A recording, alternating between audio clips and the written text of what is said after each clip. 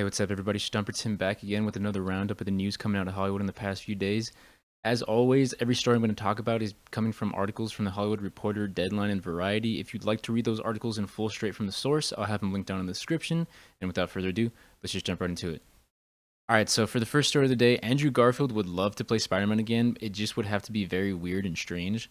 He was at Comic-Con in Abu Dhabi, which I didn't even know that was a thing, but I guess that's cool for them out there. He said he wants to do it again, playing Spider-Man, but he just wants to do something unique and offbeat.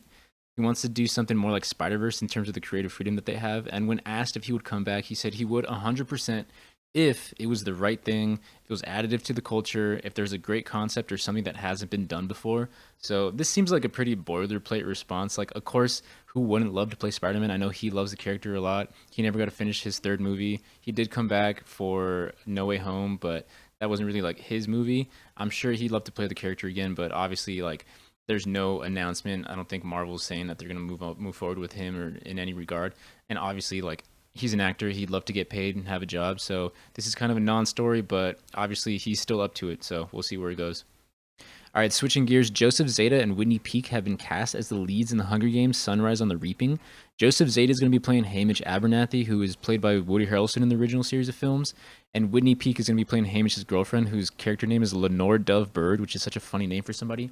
They seem to be both kind of relatively unknown. Joseph Zada, this is going to be his first big role. I checked his IMDb credits, and he's been in like a couple of small TV shows that I've never heard of.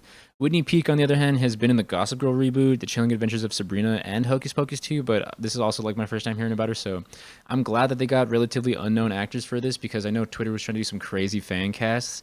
But anyways, Francis Lawrence is going to be back in the director's chair, and he actually directed Hunger Games Catching Fire, Mockingjay Part 1 and 2, and the new Ballad of Songbirds and Snakes. So he seems to have some experience with these movies. I didn't really love Mockingjay that much. I did love Catching Fire. That was my favorite in the series. And the new Ballad of Songbirds and Snakes was actually pretty good. So I'm excited for this. The screenwriter, Bill Ray, is back to write the script. He didn't do any of the ones that Francis Lawrence directed, but he did write the first Hunger Games movie.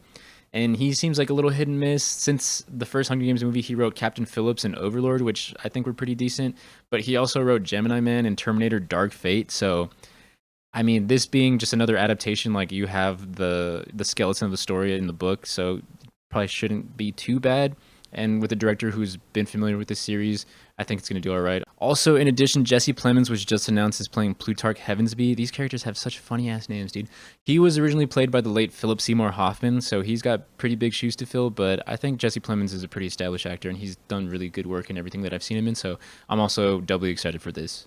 In other news, Focus Features just announced that Ethan Coen's next movie, Honey Don't, is going to be released in theaters on August 22nd. It stars Margaret Qualley, Aubrey Plaza, Charlie Day, Billy Eichner, and Chris Evans, so that's a pretty stacked cast. The movie's going to premiere at the Cannes Film Festival, and the story is centering on Qualley's character, who's a small-town private investigator looking into deaths related to a mysterious church. I'm interested in this one. Coen co-wrote the script with his wife, Trisha Cook, and they also co-wrote his last movie, Drive-Away Dolls, which I know didn't do like crazy at the box office, but I thought it was a pretty fun movie, so I'm excited for this one. And speaking of things I'm excited about, Charles Melton is going to star in Nicolas Winding Refn's next movie at Neon, titled Her Private Hell. This is Refn's first directorial effort since 2016's The Neon Demon. And I don't know about you guys, but I'm a Refn fan. I loved Drive, and I loved Only God Forgives. Neon Demon, I didn't love as much, but I still love the soundtrack. I just love his visual style. He's also writing the script, so he we'll see how that goes. But I just love the fact that he's directing something else. Also, Sophie Thatcher is going to be in this, so I'm seated day one. All right, next up, Antonio Banderas is joining the Anthony Bourdain movie Tony from A24. He's going to be co-starring opposite Dominic Sessa as Anthony Bourdain in this movie, and I really like Dominic Sessa. He was really good in The Holdovers. I know he got cast in Now You See Me 3, but I feel like that's going to be more of a minor part, so I'm excited that he's getting a starring role in this. Matt Johnson's going to direct. He directed Blackberry with Glenn Howerton and Jay Baruchel, which is pretty good, so if you haven't seen it, check that one out. And the writers on this are pretty unknown. This is going to be like their first major credit, Todd Bartles and Lou Howe. I don't know how it's going to go, but if it goes well, then I wish them all the success moving forward. This movie's going to center on a young Anthony Bourdain, and if you haven't seen the pictures of Dominic Sessa, like side by side with Anthony Bourdain when he was younger, I'm actually like really excited for this casting. It's unknown who Antonio Banderas is going to play, but I'm assuming he's going to be like another, maybe like a mentorship role, like as another chef or something, but we'll have to wait and see. All right, next up, this isn't really news, it's just kind of more promo, but Mission Impossible The Final Reckoning got character posters. And listen, I'm always down for more Mission Impossible. I'm really excited for this next one. They announced that the runtime is going to be closer to like 3 hours, but the last one was pretty long and it didn't even feel that long. The pacing was great. I think Tom Cruise is just firing on all cylinders in these movies. They haven't really missed, so I'm really excited for this one. And if this is the last movie in the franchise, at least with Tom Cruise starring, then I hope it just goes out with a bang. Also, they got Milchick in this movie, so let's fucking go, dude. Okay, and for the last story of the day, director David F. Sandberg says he almost gave up IP-based movies after death threats he received from fans. He says he's done with superhero movies for now because he got death threats over his work on the DC franchise, and if you didn't know, he directed both Shazam films. And not to diminish how he's feeling or not, but I feel like just if you're in the public eye, even if you're a nobody, you're going to be getting death threats just in this day and age. It's the internet. I can go on Twitter and say I like toast over pancakes, and I'm going to get death threats. I think we should need to stop using these for headlines because that's what everybody does. Whenever they get criticism, they always go, "Oh, my life was threatened." And if it's like a credible threat, then sure, we need to figure that out. But someone that didn't like a movie is going to be like, "Yo, kill yourself." That's not a death threat. That's just people talking shit to you. So maybe just log off and chill out. He said that that experience made him want to give up IP-based movies, but then his next movie is the Until Dawn movie that's coming out on Friday, which is based on a video game.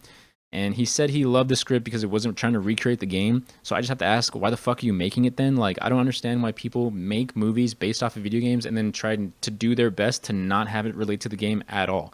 Why are you using the name if you're not going to use like the concept even, you know? He said that he was a little surprised at the reception of Shazam 2, which has 49% of Rotten Tomatoes. So I guess he's going to be a little surprised at the reception of Until Dawn because as of right now, it's sitting at 51% after 53 reviews, and I doubt it's going to be going up that much. So I don't know, man. I'd say log off because you might be getting some more death threats coming soon.